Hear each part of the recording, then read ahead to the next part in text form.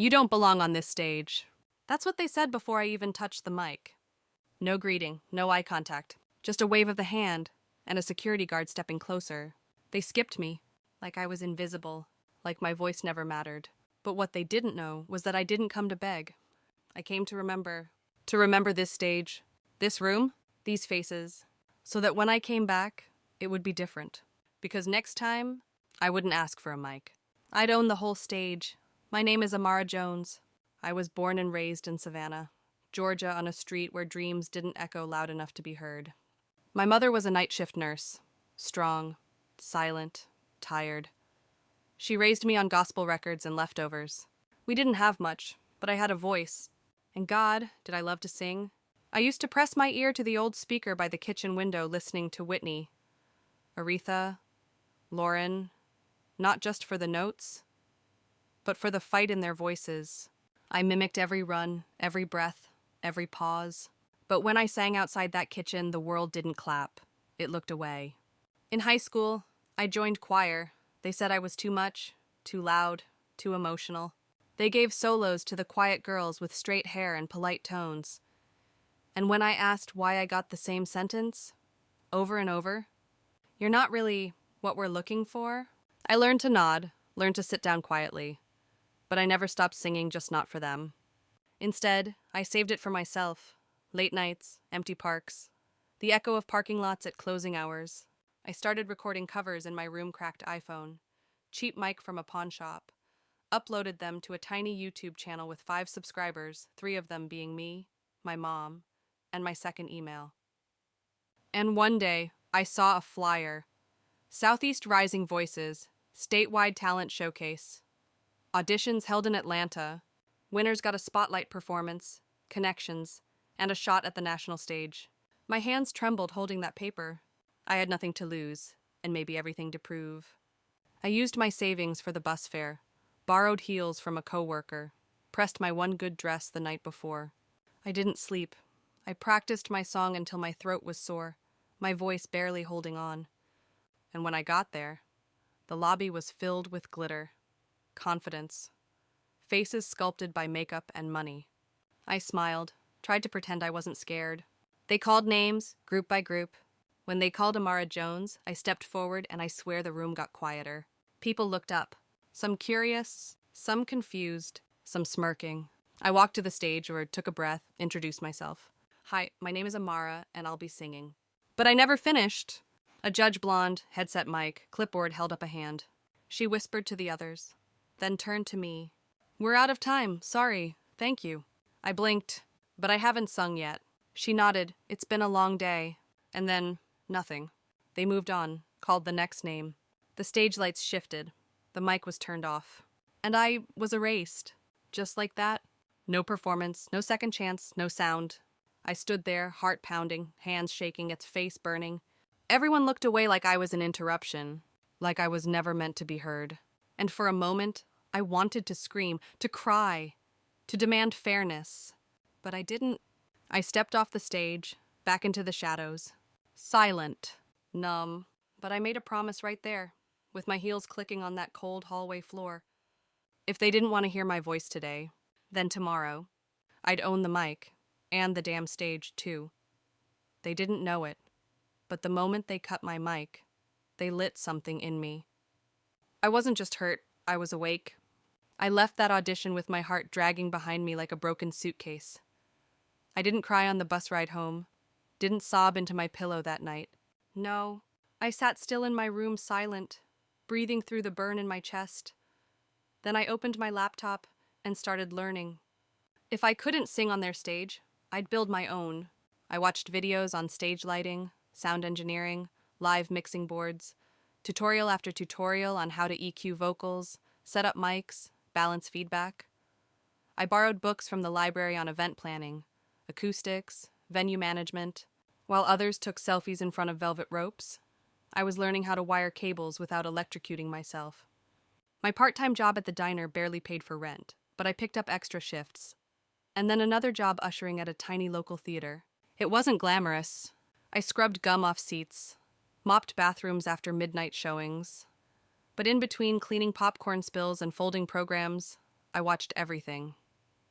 How they adjusted the house lights, how they managed bookings, where they stored the wireless mics, what brands they trusted, who ran sound, who ran the building. I stayed late, I asked questions, I listened. I became invisible, but in the best way, because while they ignored me, I was soaking up every secret. I remember one night in particular, there was this jazz trio performing at the Phoenix Room, the small venue I worked at. One of the mics went out mid-performance. The sound guy panicked. Tech wasn't his strength. The artist looked confused, and the audience fidgeted. I slipped backstage, rerouted the cable, powered the backup mic, and got it working before anyone noticed. The singer turned surprised. Who fixed it? I just nodded once and backed away into the dark. That was my power. Not applause, not recognition, just precision and patience. 2 years passed like that me, the quiet girl in the corner of every stage, watching, learning, recording. My YouTube channel's still tiny, but the comments started changing. This gave me chills. Your voice belongs in arenas. Found this by accident, thank God I did. I didn't go viral. I went steady. One subscriber at a time, one lesson at a time, one shift at a time, until something unexpected happened. The Phoenix Room, my humble little backstage sanctuary, was listed for sale. The owner, a sweet woman named Margaret who'd run it for 20 years, was retiring. No heirs, no partners, just a building and a legacy, and a for sale sign.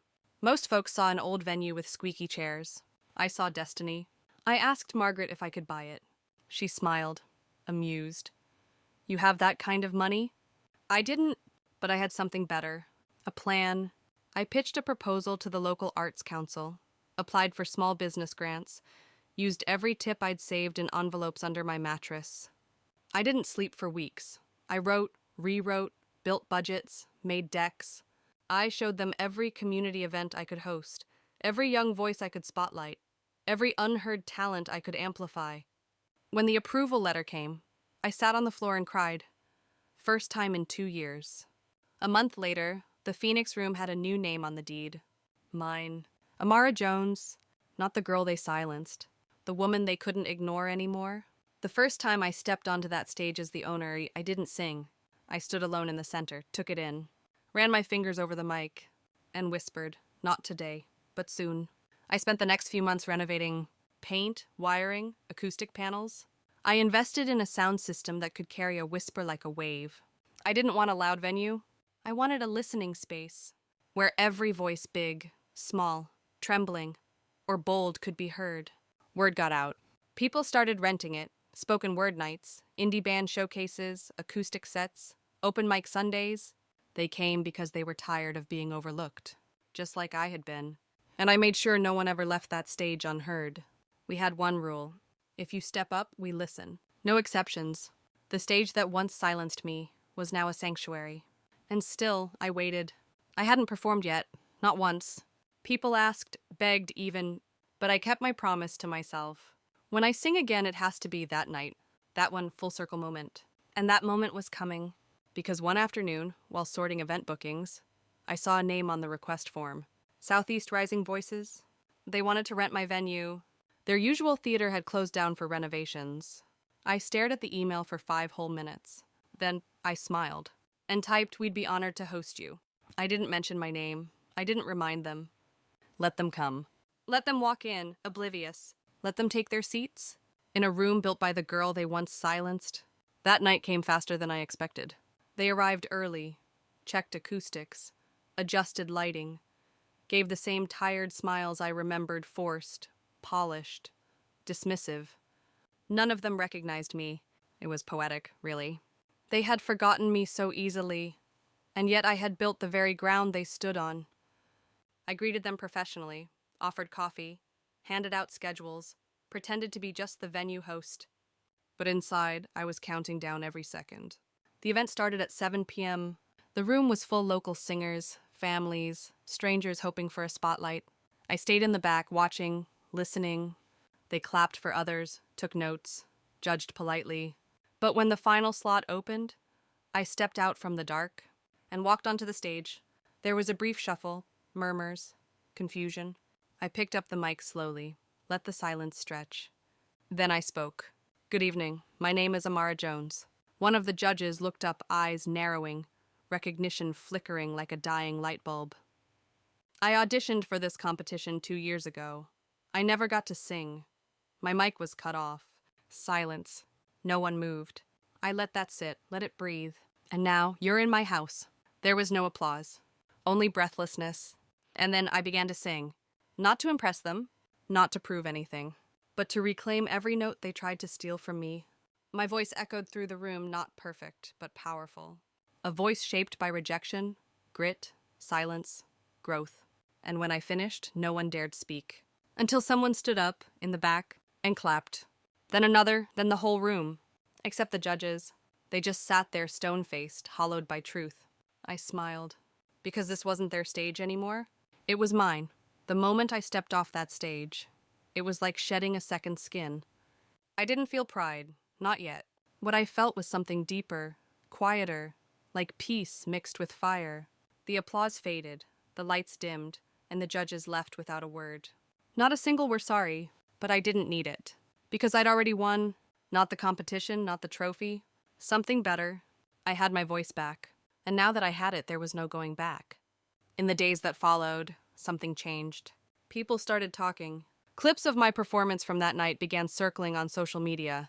Someone had filmed it from the back of the room. No filters, no cuts, just raw vocals, raw truth. The caption read like, "She owns the stage now, literally." It went viral. Overnight, my inbox exploded. Messages from strangers, emails from artists wanting to rent the Phoenix Room, offers from podcasters, interviewers, even a few labels. But I didn't jump at the noise. I let it settle. I didn't want fame. I wanted control over the stage, the sound, the story. So while everyone else screamed for attention, I got quieter. I expanded the Phoenix Room instead. Used the new funds to build a second space smaller, more intimate for spoken word and youth poetry.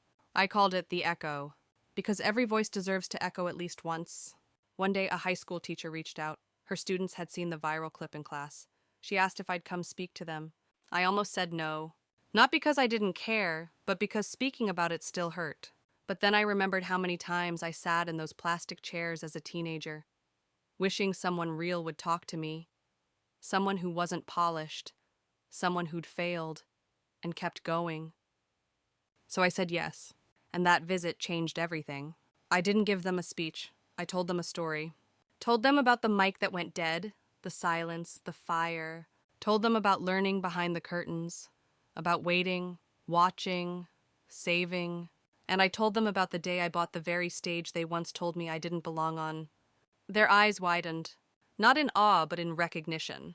They knew what it felt like to be told no before they even spoke. Afterward, a girl with a cracked phone case and purple braids came up to me. She didn't say much, just looked me in the eye and whispered, "They did that to me too." I nodded. She didn't need to explain. From that day on, I added something new to the Phoenix Room mentorship slots. Twice a month, we hosted no mic nights.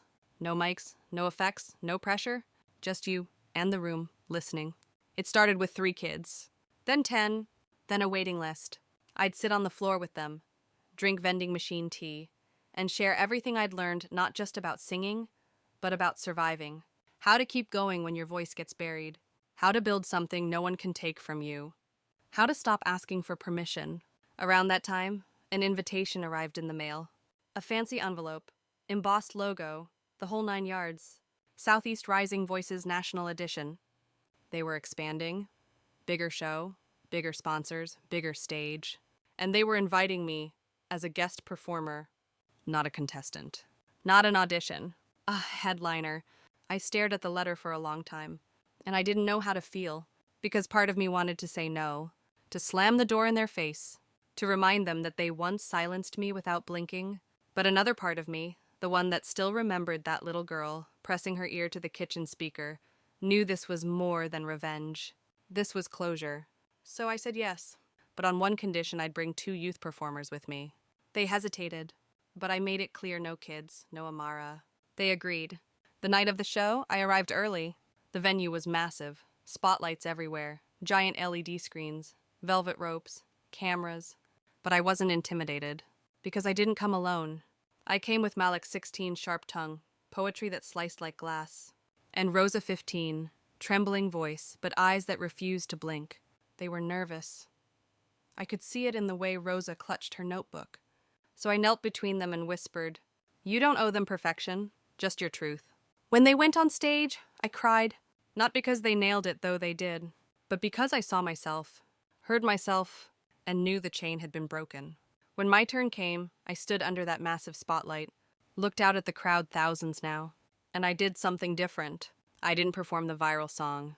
I didn't belt out high notes or chase standing ovations.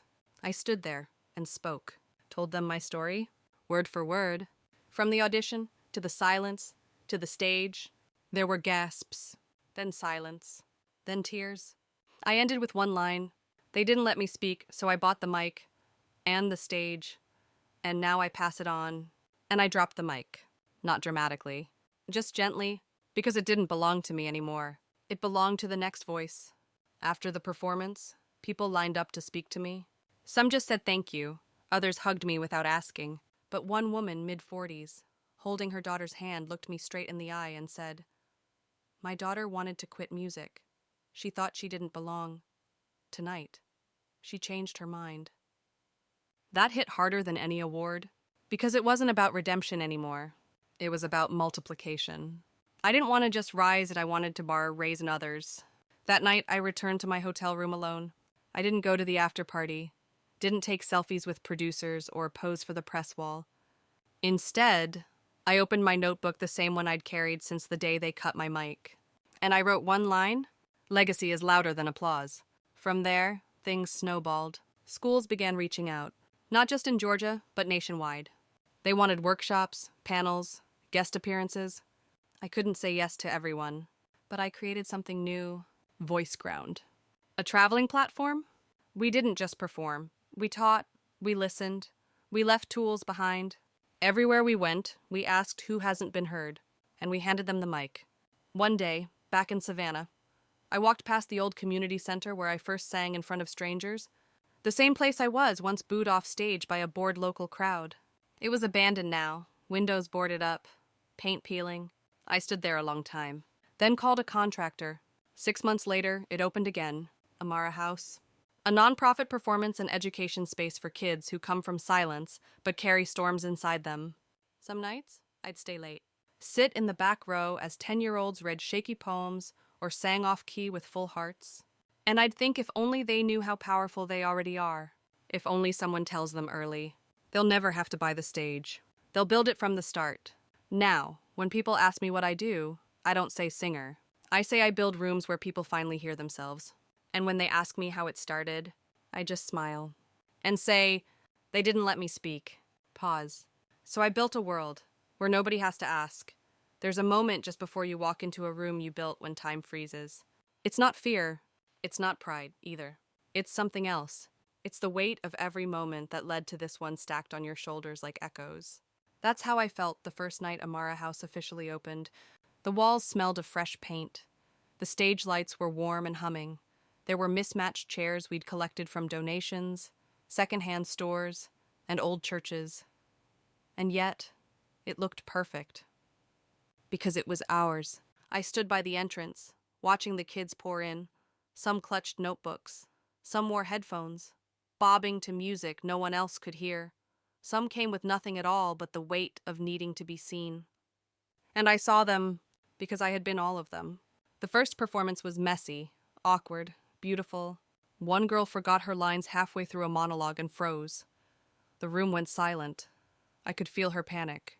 But then someone clapped, another kid joined in, and the silence broke, replaced by support, not shame. She smiled, picked up where she left off. That's when I knew this place wasn't about perfection. It was about a permission. Permission to speak, to shake, to fail, to fly. I had spent so much of my life chasing stages I wasn't allowed to stand on. Now I was building them for others, and they were filling them with fire. But of course, not everyone applauded. The city board tried to cut our grant. A local columnist wrote an op-ed calling Amara House a vanity project with no measurable community impact. Some old voices always come back to haunt. But this time, I wasn't the girl with no mic. I was the founder. I drafted data. I printed community surveys. I compiled stories, quotes, photos, showed them how attendance had tripled in 3 months, how youth crime dropped in our district, how kids who barely spoke were now leading workshops. And when I presented the report to the city board, I ended with a question. What's the value of a voice that finally believes it matters? Silence. Then funding was renewed, doubled, in fact. Victory didn't come with confetti. It came in the form of keys, budgets, respect. But the biggest surprise came one Friday afternoon. I was in the office, sorting through applications for our summer mentorship program, when I got a call. Unknown number? I almost didn't answer, but something in me said to pick up. Hello? A pause. Then, hi, is this Amara Jones? The voice was familiar. Too familiar. This is Amanda Green, from Southeast Rising Voices. I didn't speak, just listened. I'm calling because we're launching a documentary project, highlighting artists who've redefined their industries, people who've changed the rules instead of chasing them, and we were wondering if you'd be willing to be our first story. I leaned back in my chair, looked around the room. Trophies made of paper mache, Polaroids of kids holding mics, a mural of voices. I remember when you cut my mic, I said. She exhaled, slow. I know, I was wrong. We were wrong. And I've thought about it more times than I can count. I let the silence stretch. Then I said, I'm not interested in revenge. She replied quickly, that's not what this is. This is a chance to show what growth looks like. For all of us? I said yes, but not for her.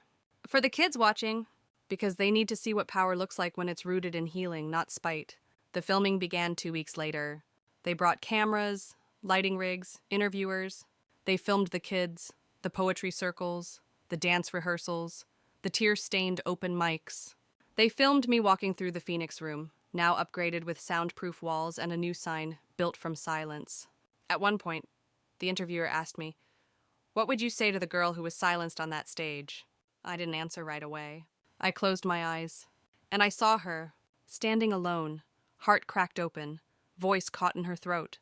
I'd tell her, thank you, I whispered, because she didn't run, she stayed, and because she stayed, we're all standing here now. When the documentary aired, it swept through the internet like wildfire, but more importantly, it made it to places I'd never imagined. A school counselor in Kansas wrote to me, we used your story in our youth empowerment curriculum. A girl from rural Alaska sent a video of herself reading a poem at her town's first open mic night. A grandmother in Florida wrote, I showed this to my granddaughter. She finally applied to music school. And I realized something. What started as silence had become a symphony. Now, years after they told me I didn't belong, I am the proof that I do. Not because I forced my way in, but because I created a door where there was only a wall, and left it open, wide open. A few months later, something happened that no camera could have captured. It was a rainy Thursday, the kind where the clouds sit heavy on your shoulders.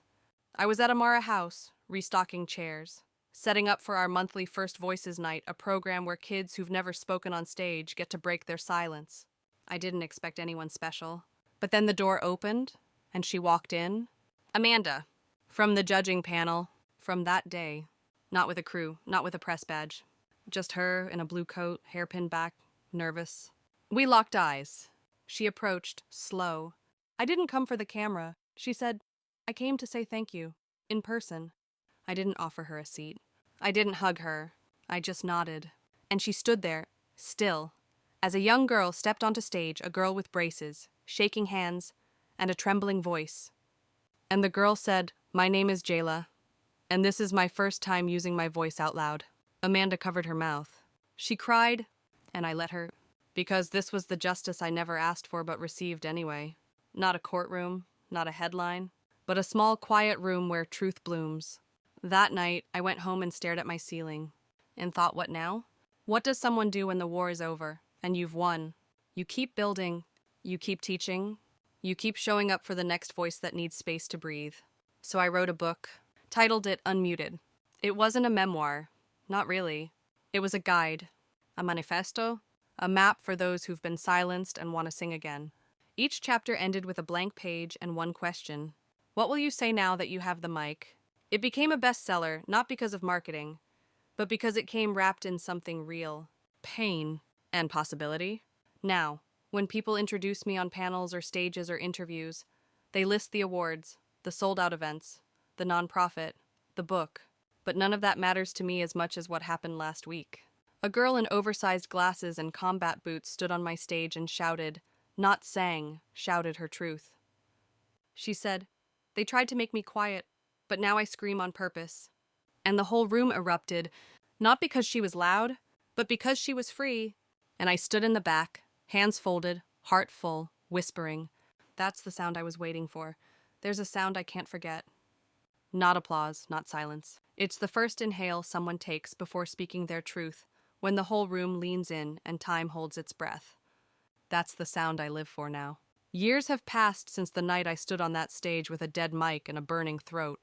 Back then, all I wanted was a chance. Now, I give them. I've traveled across the country sometimes to theaters with velvet ropes, sometimes to community centers with leaking ceilings. But no matter where I go, I say the same thing. You don't need permission to matter. And the eyes that meet mine, they know I mean it. They've read the stories, seen the clips, heard the voice that once wasn't allowed to echo. But the truth is, I'm not here to be remembered. I'm here so they don't get forgotten. Recently, I returned to Savannah for a citywide youth arts summit. They asked me to open the event with a keynote. The crowd was massive. Over 2,000 students. A sea of faces filled with what I once carried: doubt, hope, fire. I stood at the mic, looked out, took a breath, and I told them everything. About the audition, about the silence, about the stage I bought with my own 2 hands. And then I said this. Someone once told me I didn't belong on stage, so I built my own. And now I'm not here to speak for you. I'm here to remind you you already have a voice. The only question is, what will you do with it? The room shook with cheers. But it wasn't for me. It was for themselves. That's when I knew legacy isn't a spotlight. It's a torch. And I was finally passing mine on. After the event, I sat alone in the green room, drinking lemon water, letting my heartbeat settle. There was a knock at the door. A young woman peeked in. Maybe 19, nervous, clutching something. "Hi," she whispered. "I hope this isn't weird, but I wrote you a letter." She handed me an envelope, fingers shaking. "I used to be scared of speaking, of singing. I watched your video when I was 13, the one where you stood on stage and said you bought it.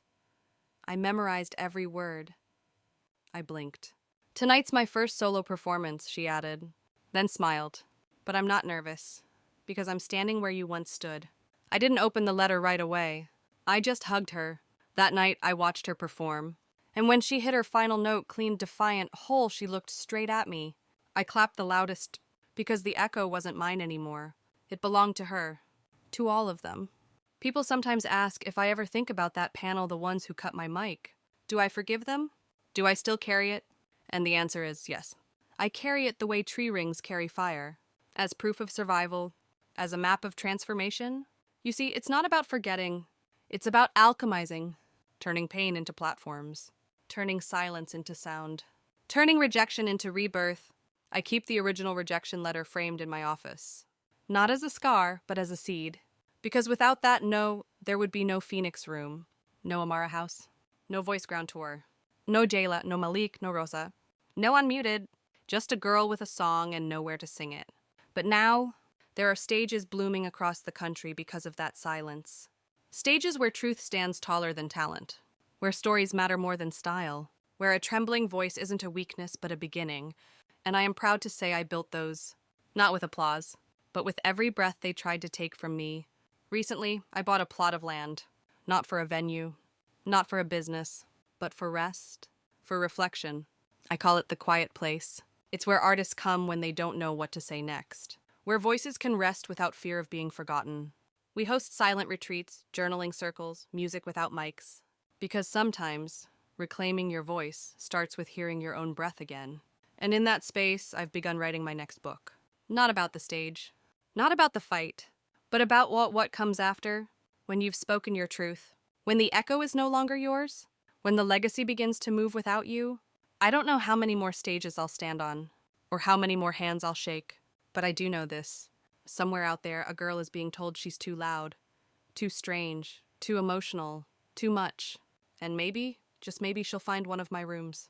Pick up one of my books, or hear the story of the girl who was silenced and came back owning the mic. And when she does, she'll remember. She doesn't need to be chosen. She just needs to choose herself. And that's enough. That's always been enough. My name is Amara Jones. They didn't let me speak. So I built the mic, bought the stage, and now I make sure no one else is ever told to be quiet again. Last month, I was invited to Washington, D.C. to receive a national award for creative leadership. I almost didn't go. It's strange how the further you walk from your past, the heavier its shadows become when you turn to look. But my team insisted, so I packed a dress, some notes, and a single photograph of me at 17, standing outside that audition room, holding my breath and my dream in the same body. The ceremony was grand, crystal chandeliers, velvet carpets, nameplates in gold. And when they called my name, I stepped forward slowly, not to be honored, but to honor her, the girl who was told to sit down, be quiet, take less space. I spoke into the mic not with fire, but with grace. I didn't come here to impress anyone, I said. I came because someone out there is one rejection away from disappearing. And I want her to know your voice doesn't expire because someone else didn't hear it. I looked up, saw a nodding head, watery eyes, and for a moment, I realized this is what it means to win. Not applause, not titles, but remembrance, making sure no one who dares to speak ever gets erased again. When I flew back home, I didn't unpack the trophy. I placed it beside the original rejection letter, behind glass. Not for anyone else. For me, to remember that both yes and no can shape you. One gives you access. The other gives you purpose. And purpose? That's louder than any mic I've ever held. A few days ago, I stood in the back of the Phoenix room during open mic night. A kid barely 12 stepped on stage and read a letter to her future self. She said, "I hope by now you're not afraid of being too much." And I had to look away. Not because I was sad, but because I knew we did it. We built the place we once needed. We broke the silence. We left the door open. And now the voices are coming through louder, braver, unstoppable. That's the real ending. And the real beginning? Because the stage doesn't end with me. It begins again, with every person brave enough to speak when the world turns its back. And if you're reading this, let this be your sign, your spark, your seat at the mic, your standing ovation before your first word. Because someone once gave up their silence, so you could find your sound? Now go. Say it. Sing it. Scream it. Build it. Just never ever let them take your voice again.